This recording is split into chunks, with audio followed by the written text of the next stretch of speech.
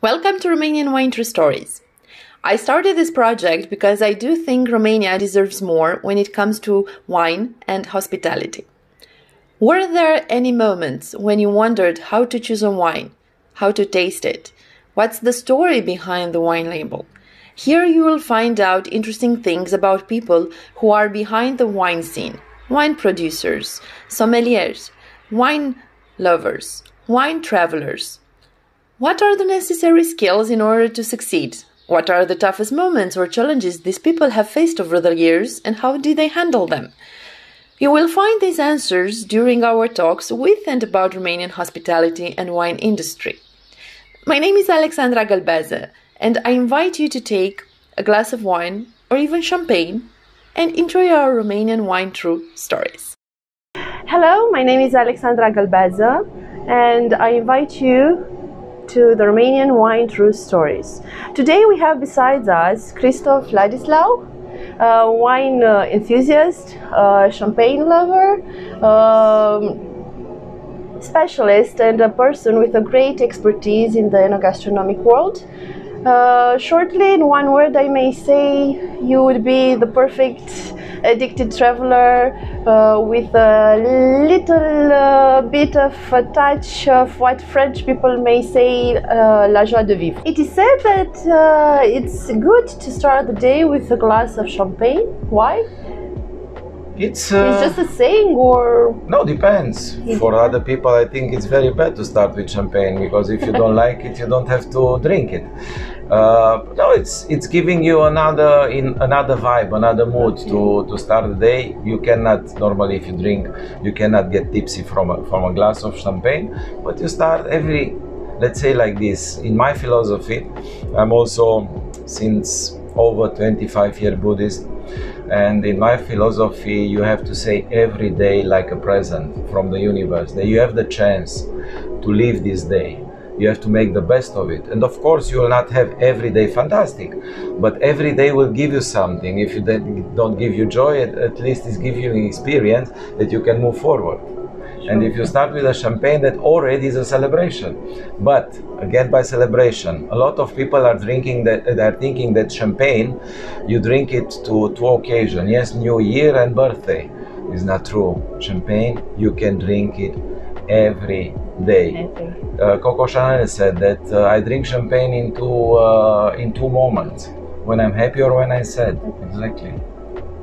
Yeah, true, totally true. So let's see, coming back a little bit to your career, we all know that not only in professional but also personally, but mainly here on professional career, life consists of ups and downs.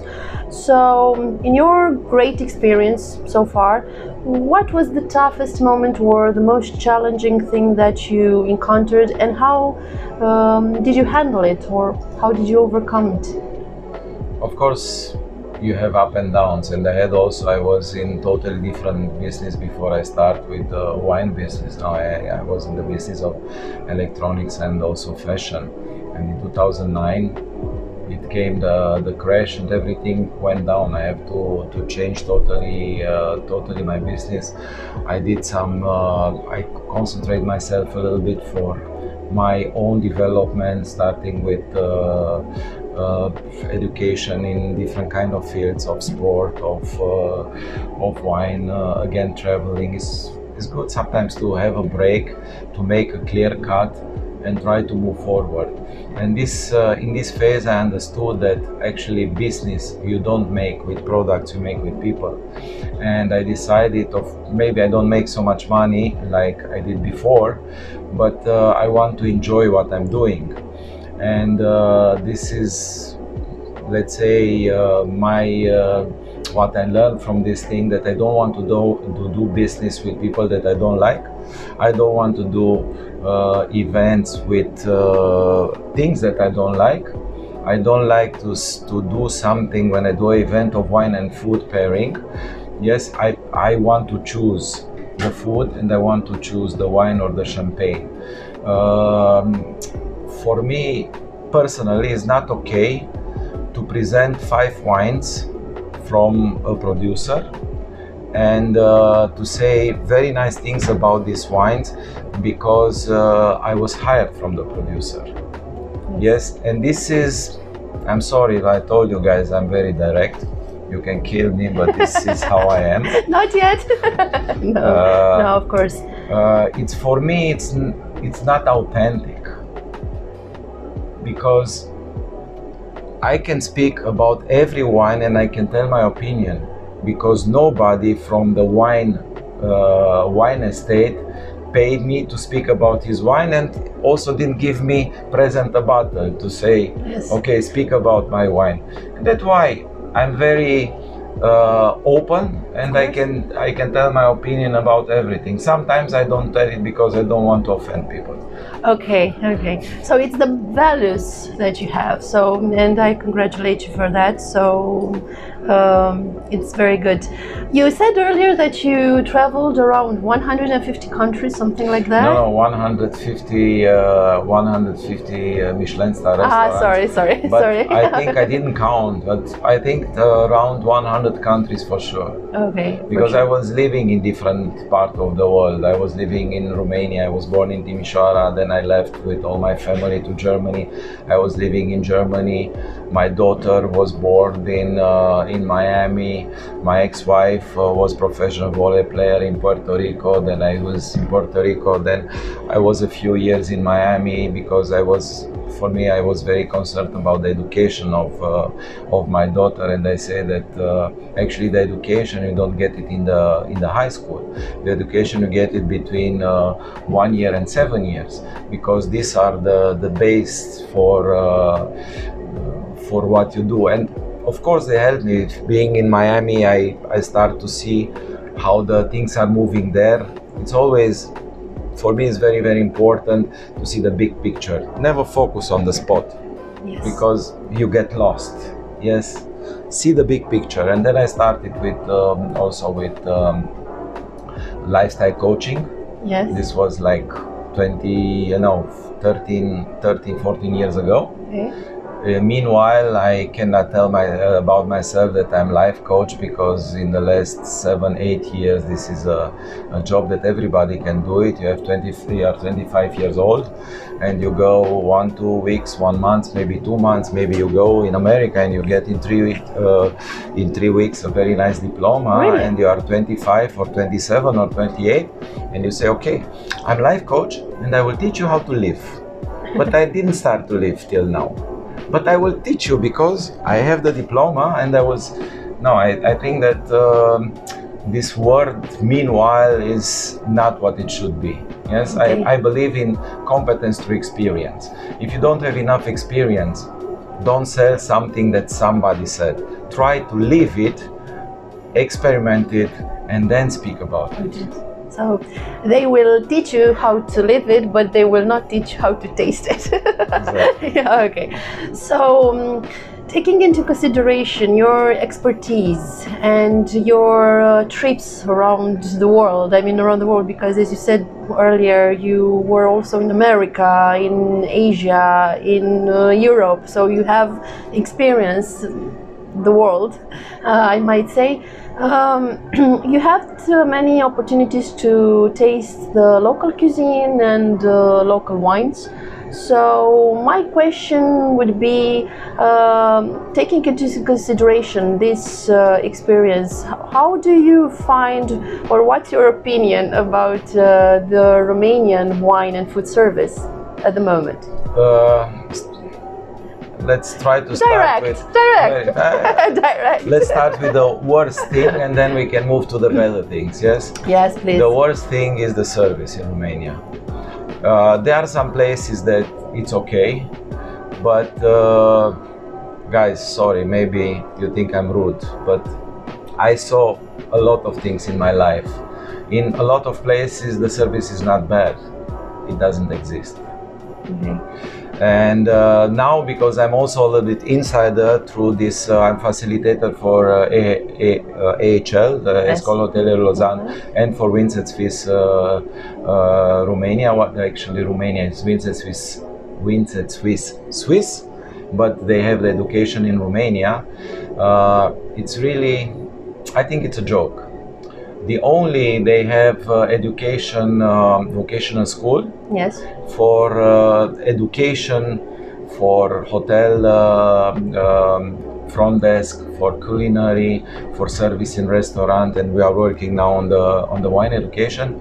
And you can believe that in Romania they have problems to get people for the part of service. For hotels and culinary it's okay, but for service, where we don't have any service, they have problems to have students to learn what is the real service. That's why we are where we are. Because they say, okay, why shall I learn something? This is everybody can do it. It's not true. You cannot do anything without education. Of course, you need passion. And to do with a passion is very important, but you have to have a background. You have to have some knowledge on what you build your passion. You cannot say, okay, I'm 20 years old, I don't know what to do. I go to the seaside because they pay me well for 3 months, and I work in the restaurant because I get good tips. This is not service. Yes. This is not service. And this is starting with service, where we have to improve a lot. Going to food, we are much better than 20 years ago. We are much better than 10 years ago. There are a lot of restaurants opening. There are a lot of, let's say, experimental restaurants also. But we are not prepared for Michelin restaurants. We're not prepared. We are not prepared. From two sides. We don't have the people, minimum number of people they will enjoy and they will pay for the restaurant. Yes. And the second, we don't have quantities that if you have a Michelin restaurant, you have to have some standards, starting from service, starting from plating, starting from everything, how it looks. But you need the raw materials to be exquisite. That means to build a restaurant, Michelin restaurant, I don't know, in Germany or in Italy, it will be cheaper than build it in Romania. Why? Because you have to bring everything with flight, every part of the food. Yes, or you can do a Michelin restaurant like they did it in Norway. Noma is very famous. It was a lot of years there was #1 restaurant in San Pellegrino, 50 best restaurants in the world. But what is for me actually the guide for the Michelin restaurants is not just if they have the stars, is also you check there and maybe can influence you to go in one or the other. I was in a lot of these 50 restaurants, and what they were very famous because normally they cooked the most ingredients. They came from an area from 100 kilometers around, and the chef was going and looking for different kind of grains and all these kinds. But I wasn't there. But I know from friends that for them, for the half of them, it was, they say, I pay a lot of money to eat, I don't know, some greens from the sea and some algs from Norway. For what? This is it's another thing. Yes, and I did a lot of events, and I had an event in Timișoara. Yes. I had an event, was Moet Day. I did 2 times the event, and I think last time was exactly before COVID. Okay. And we were really, let's say, working hard to make nice plating. We had oysters. I brought the oysters, especially. They were totally fresh. I brought with the airplane. Wow. They get it in the morning. That's an experience, yeah, actually. They get it in the morning. Wow. And I took the plane and I went with the oysters, and we have the event in the evening. Yes, because we have in Bucharest some importers. They have very, very good qualities from oysters. Then we ordered. I take also blackfin tuna. We had from Italy. We have langustine. Mm-hmm. Then we had black Wagyu burger, and we finished with a very nice dessert. And the half of the people, they say, Yes, was interesting, but there was too many road stuff, and it was maybe we had to have a little bit more, yes? Because if I told them, okay, maybe next time we do it with a schnitzel and some pommes frites, we make a nice big schnitzel and some pommes frites, it will be a lot. Yes. You'll be happy because you know it, you know the taste, you should know the taste, and then it's fine. Yeah. This is where we are. Yeah. Food. Going to wine. Yes. Yes. That's why I let the wine on the end, because I can tell you that, in my opinion, Romania grow a lot, but it's still on the beginning Yes. with the wines. And I remember when I came to Romania in 2000, they told me, wow, you have to try this wine. This is amazing. This is the best wine. I don't say names, but it's with black label and it's premiat. You have to try this wine. And I tried this wine. I said, guys, this is not the best for me. this is not the best. This And is not starting from this wine Yes. to what we are today, it's a huge difference. Yes. There was also another wine. It was a rosé, quite sweet. You could find it everywhere, you know. Or went to events and they asked me always a glass of champagne. And in 2000 I was not so into it, but I like it, but I was not drinking every day. Yes. And I said, yes, champagne always, of course. Yes. And they gave me a glass of champagne, and it was very sweet, sparkling, produced in the region. Yes. Yes. They say, guys, this is not champagne. This is some syrup with bubbles. Some bubbles. Yeah. But here we did a really, really great step. But we are still not in the point that we can say we don't we are better than Bordeaux or Burgundy or I don't know, Moselle or Douro Valley. Of course we increase a lot and we are better and better and better. But look at the statistics. Where is Romania today in wine production and in wine export? And if you know to read figures, you will understand that it's a long way. It's a long way. It happened to me. I was at a conference in wine tourism some years ago. Not so many, I mean 4 years ago, before the pandemics.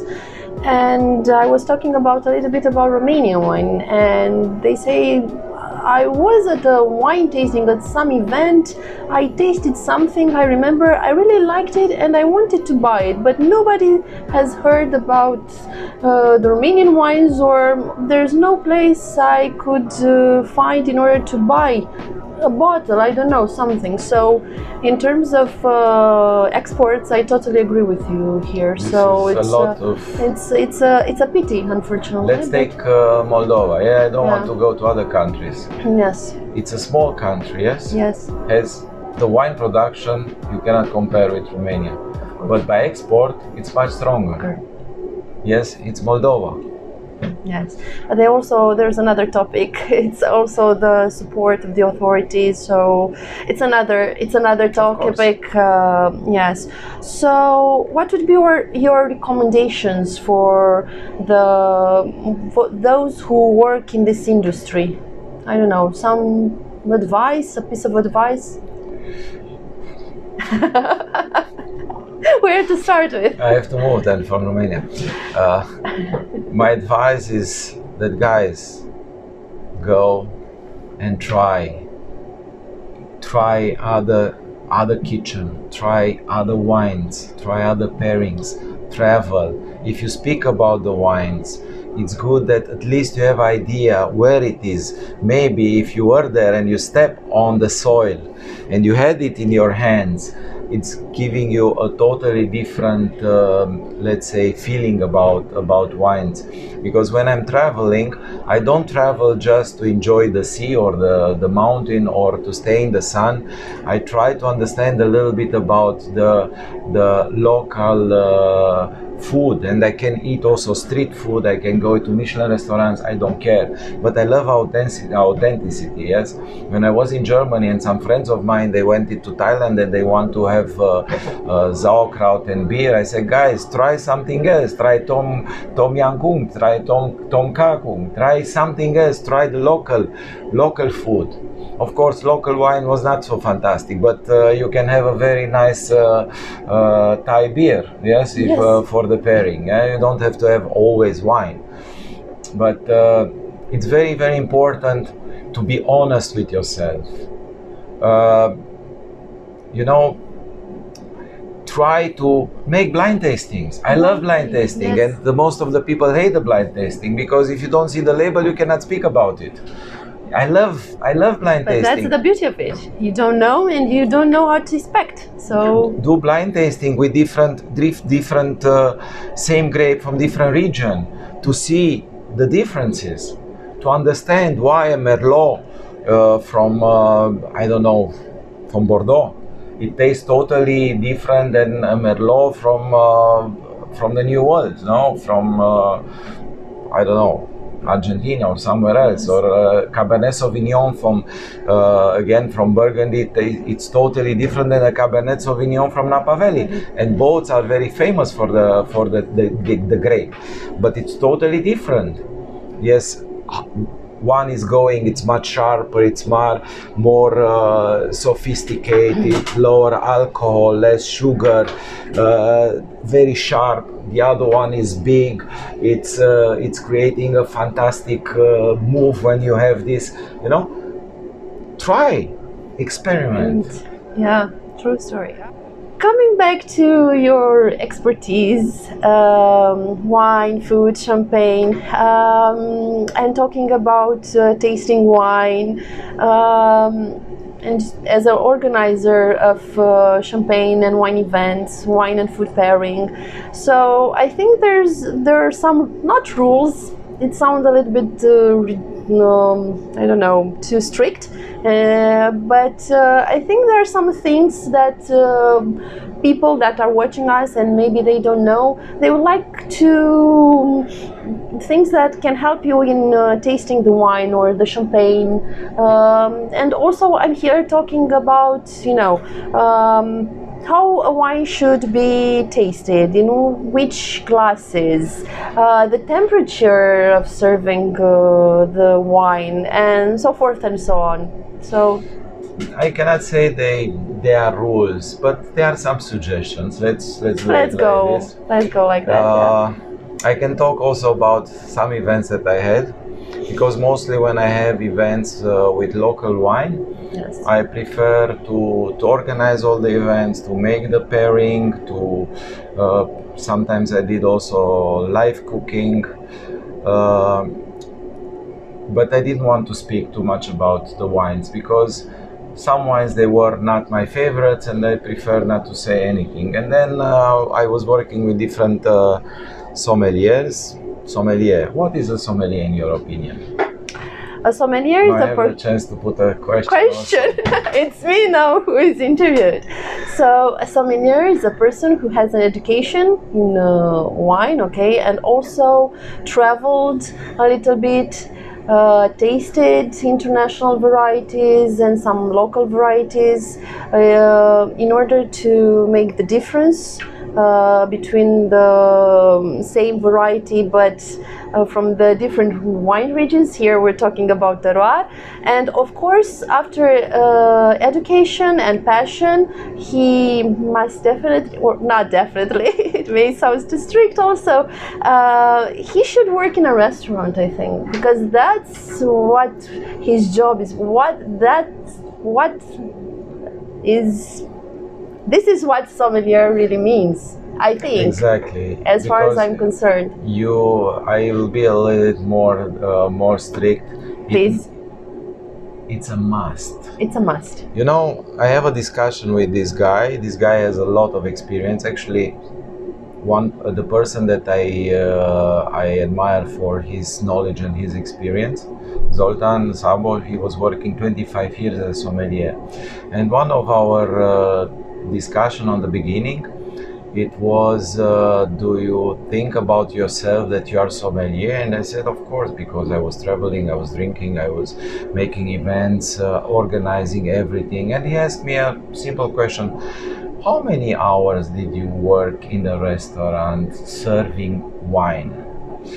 And I said, I didn't work in the restaurant serving wine. And he said, then you cannot say about yourself that you are sommelier, because the job of sommelier is strict, educated people. They are working in a restaurant, selling wine, and more than this, if they can make also suggestion about wine and food pairing, it will be fantastic. That's why we don't have, in my opinion, too many sommeliers. And if you are dressing very nice in black and you have this and you have the, what is the name of the, what is this? Exactly. Yes, don't mean that you are sommelier. First of all, you don't need this, because if you know the history about it, you had this to drink the wine before the king was drinking, to be sure that it's not poison. You cannot taste a wine from this metal thing, because will not taste good. You need a proper glass. Sure. Why you want to wear this? Yeah, it's like Olympic medals or something. You don't need, no? You have to be dressed nice, clean, hands, everything, appearance, yes? To speak very nice. And then you need a glass to speak about the wine. What kind of glass you need to speak about wine? Champagne flute, no? Never flute for champagne. And believe me, I was at least 4 times by very big houses of champagne. And we had dinner, we had tastings, it was amazing. I never get a glass of champagne in flute, in champagne, never, because flute is no go for champagne. Or maybe for prosecco is good, depends from cava, if it's not a reserve or is not a vintage one. But you need space to develop the flavor of the champagne. It's a very sophisticated wine with bubbles. But you need space. You don't look just on the bubbles, because if you look just on the bubbles, you can take whatever what is making bubbles. Yeah. Also, Coca-Cola is making bubbles, but you can take Sprite because it's closer to the color. It's also making bubbles. By the way, Riedel developed a special glass to drink Coca-Cola, if you know. And you have to smell it. Yes. Yes. I have a bigger nose. It helped me a little bit because I can smell better, maybe. But how you can put your nose if you have in a glass, in a flute? Yeah, that's... Yes. It's hard. Think about the process of producing champagne. You have minimum 24 months aging in the bottle, but normally you have 36 months. And if we speak about vintage champagne, sometimes you have 10, 15, 20 years. You cannot put 20 years in a teeny glass and to expect to enjoy it. It's throwing for money. Of course, if the people see you and you saw the nice label that everybody knows and it's coming at fire, okay, you get your point, but not for the champagne, for the show. Yeah. That's why glass, it's totally important, yes? Temperature is very important. Also from experience, having here events, I always try to prepare the event a few hours in front. I'm going there, I'm opening the wines, I taste every glass, because if you have a fault and you find it out when the event starts, sometimes it's too late, and I tell you also why. And I open all, I put them to chill. And normally I put also the red wine to chill. Yeah. And one time, the sommelier came, I don't know, 1 hour before the event. I prepared my stuff, I went, I had something to work, and I came back. And the people, they told me, the sommelier came and he was totally intrigued. What happened with my red wine? This guy put the red wine in the cooler. How can red wine has to be room temperature. Why they put it in the cooler? And they said, you'll meet the guy. Is a little bit specific, and you'll speak with him. We did what he said, but Yes. and the guy came to me and I said, okay, at what temperature should we drink this wine? Because you are speaking about this wine, not me. You have to know. Yes, room temperature. What means room temperature? Yeah, 18 degrees. Okay, room temperature, if it's 18 degrees, is fantastic. But we never have 18 degrees. Maybe if you are in China or in Hong Kong or in America, where they put air conditioning so low that in summer you need 2 jackets to stay in the restaurant, okay, that works. But not in Romania, not in summer. We have 25 degrees. How you want to serve your wine with 25 degrees to the people and to expect that they will enjoy it? You know about warm beer? You like it? No, of course. Everybody knows that beer has to be cold. Red wine has to be also cold. It has to be maybe chilled by 16 degrees, because in the moment when you serve it, the glass has 24. And if you know how to serve a wine and you don't put in the glass like this till here, and you put it like this, of course, as a sommelier, what we don't have, but as a waiter, you have to work much more, but you have to enjoy it. Because this is the job, this is the passion. Don't put the temperature of the glass will increase the temperature of the wine, and of course then will be not served on the right temperature. Wonderful. The glass, you have Bordeaux glass, you have Burgundy glass, you have Grand Cru glass. Why do you think they sell these glasses? It's not like Valentine's Day. Valentine's Day is a gag, yes, because they want to sell, to make more money, yes? Of course. And if you are in love, you don't have to bring flowers in the Valentine's Day, you have to bring it every week. Not because you must, but with the glasses, it's something different. It's not a gag, it's experience. Try to have the same wine. Take a nice Burgundy. Yes. Chill it, open it, maybe decant it. White wine can be decanted, depend on the white wine. Prepare it to be perfect, and then take 5 glasses, white wine glasses. Yes? Okay. Smaller, bigger, smaller, closer, opened, and try to drink from them, and you will see that every glass will taste different. And if it will not taste different, you are a very lucky guy, because you can drink cheap wine from each glass. That's a good experience. That's a nice experience. Which wine you should decant and how long? Yeah. And this is a very difficult topic, because most of the people are thinking that the oldest the wine is, you should decant it, the youngest the wine is, you shouldn't decant it. And it's not true, because if you have a very nice complex wines where actually primary aromas, they are almost gone, secondary aroma is still there, but plenty of tertiary aroma, you cannot decant this wine, because you lose totally the fruits. Totally, they are dead. If you are decanting this kind of wine, you kill it. Then, old wine, when it's in this stage, you don't decant it. A young wine, I don't know, Bordeaux, 2017, 18, 16, it's a very young wine. Of course, it's again a question about the vintage, because 2010 in Bordeaux was a fantastic year. 2011 was good, 2012 was good, but 2010, it's a younger wine than 2012. Yes. Because it was a different climate. It was there were different temperatures. The wine from 2010 from Bordeaux has higher acidity than 2012. Why is acidity important? Because acidity and tannins are the backbone of the wine, and acidity is very, very important also for red wine. What a lot of people don't know, that red wine should have acidity, just white. No, red should have acidity. That's why you can keep a Burgundy or a Bordeaux 50 years and it's still good, because it has acidity and it's sharp. And then you have to know how to decant it, why to decant it. My experience. Speak from my experience. Please do tell. I told that when we start with wine, like in 90s, early 90s, we were reading about Bordeaux, that it's a fantastic wine, that it's one of the best Italian region for wine, and we had We had very nice Bordeaux. We drink it. We didn't understand it. We said, "Whoa, this is too expensive for the money. For a good, for a expensive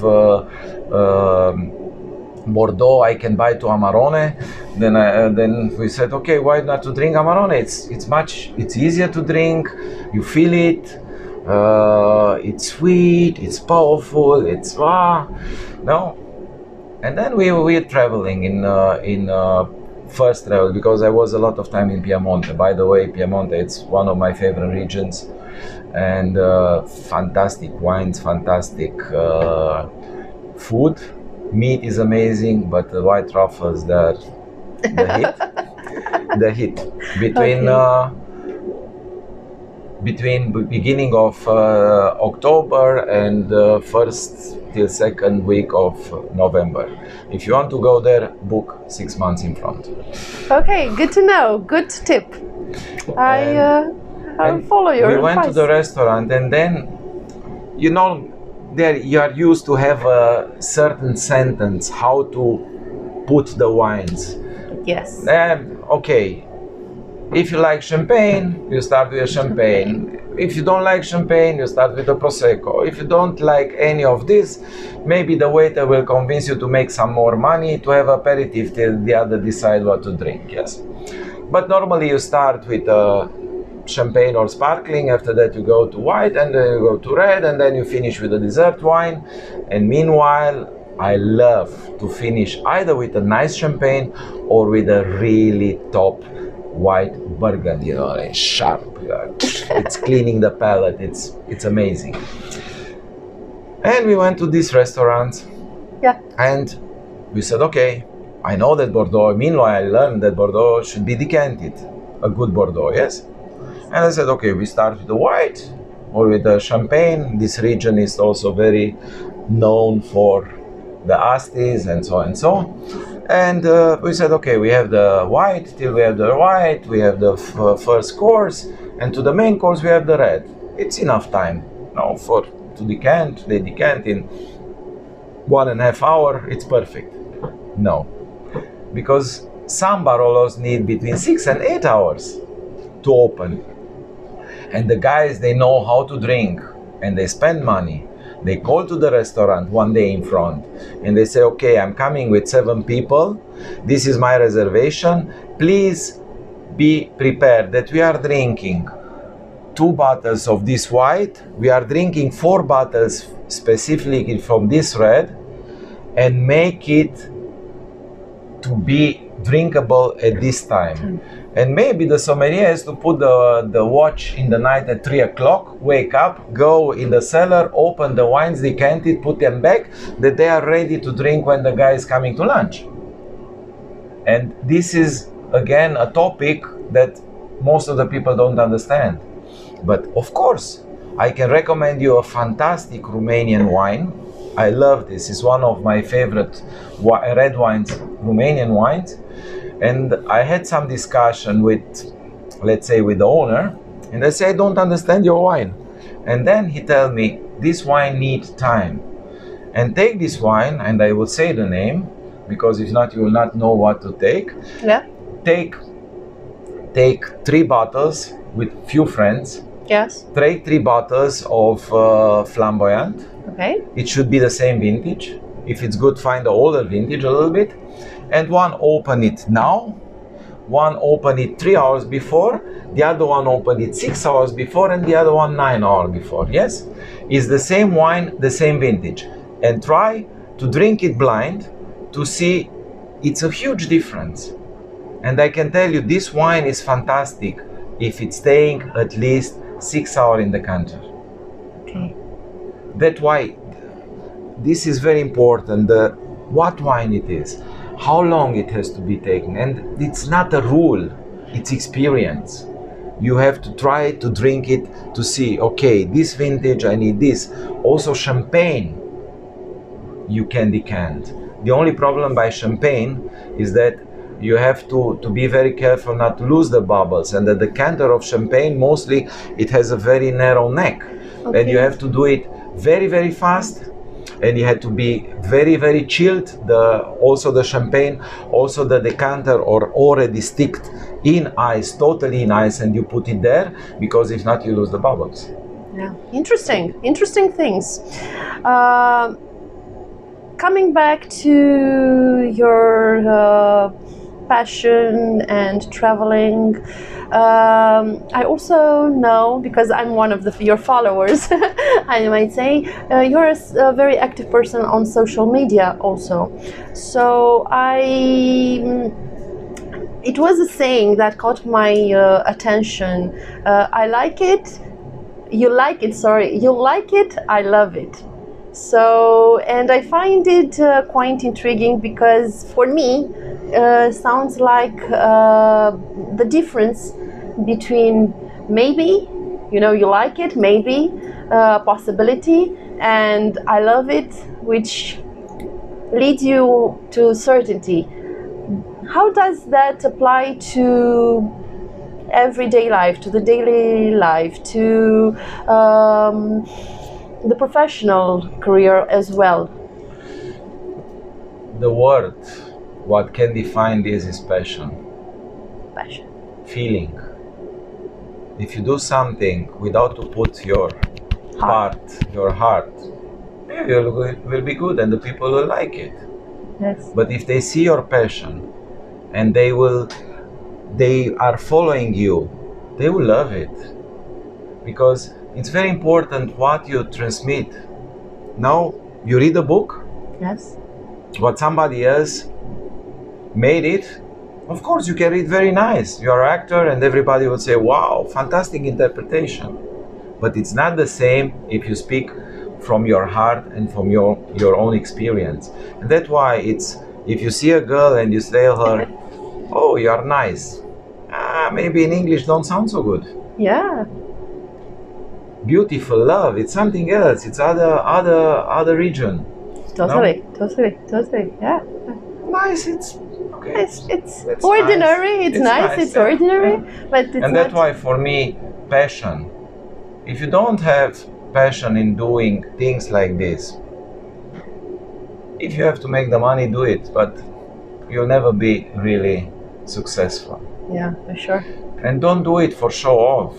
Also, if the people, because I had a lot of times things like this, there are people coming to me and say, oh, you are traveling a lot, you are going there and there. Of course, sometimes it's also business, but maybe you don't see, because you see just a picture, a guy drinking champagne, and say, oh, this guy has a fantastic life.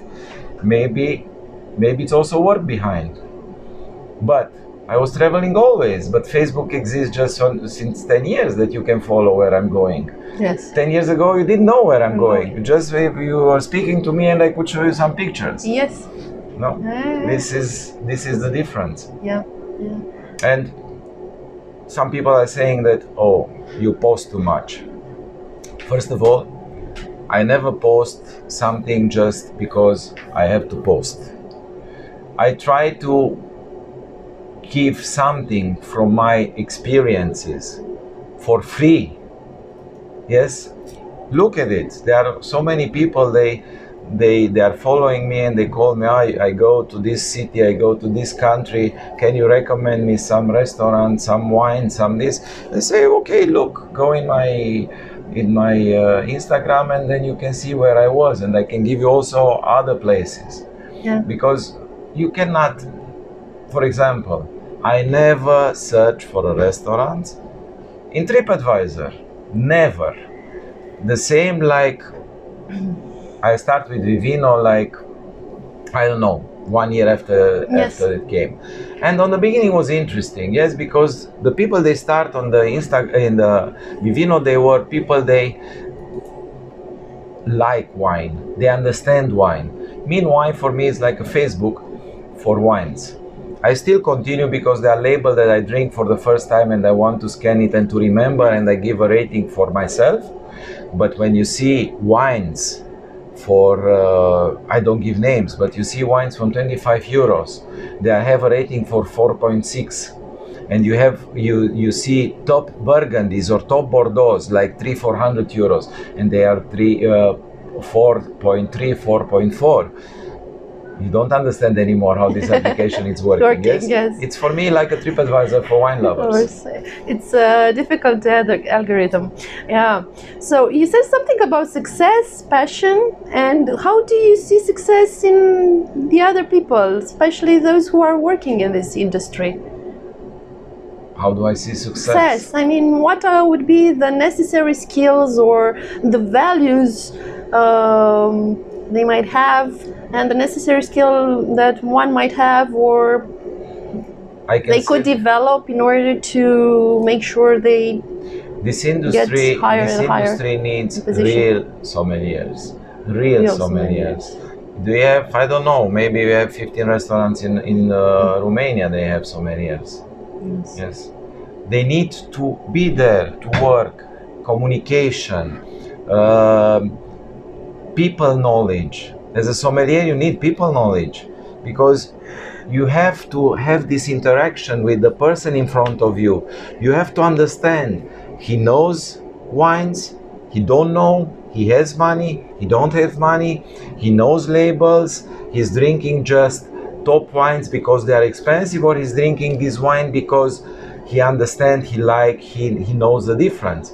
When you speak with a client, yes, and you speak about the wine, and he's starting to tell you already, he knows the label. I say, okay, for sure he had this wine already. But he starts to speak about different vintages. Then you have the different communication with him. Then with a guy, they said, oh, let's see, this is Dom Perignon Black Label, bring me this because it's the most expensive on your wine list. It's a huge difference. And if you don't work there and you are doing just presenting some wines where 50% of what you say maybe it's already given from somebody else and you have to read it to say it like a story, I don't know if you can improve from here. Yeah. And try to drink every day something else. Of course you will go back to your things what you like, but go and experiment. The life is too short to experiment the wines what they are produced, good wines. Okay, wonderful. And I can give you another advice. Please. Don't drink cheap wines. They have the same number of calories than the good ones, maybe a little bit more. And because I have to do a lot of sport drinking wines, I want to drink less but better than a lot and bad. As people would say, sometimes less is more. Yes. Less is more. Almost always. Okay, wonderful. Thank you, Laci, for accepting my invitation, and it was great to have you here. But as a final touch, I will give you two words, and I would like you to choose one of the two, out of the two. Okay. Okay. Porsche 911 and Maserati Mizraval. Okay, maybe it sounds funny, but I had the both cars, but not these ones, the older ones, yes? Yes, the older ones. And yes. If I have to choose, I would choose always Porsche. Wonderful. But not Porsche, because it's German one, it's Porsche. Porsche. I will choose all the time Porsche, because I know in the morning when I wake up and I start the engine, it will start always. Okay, good. Good to know. Okay. Sekt or Cava? Cava. Cava. I'm German, but Cava is for me very close to the champagne. Dubai or Paris? It's difficult. That's why. That's why. For gastronomy, Dubai. Dubai. Okay. Good. Sarmale or foie gras? Foie gras. Foie gras. Cozonac or tiramisu? Tiramisu. Tiramisu. Okay. Thank you very much. It was very nice to see you. It was a pleasure to be here. Thank you. Thank you. Cheers.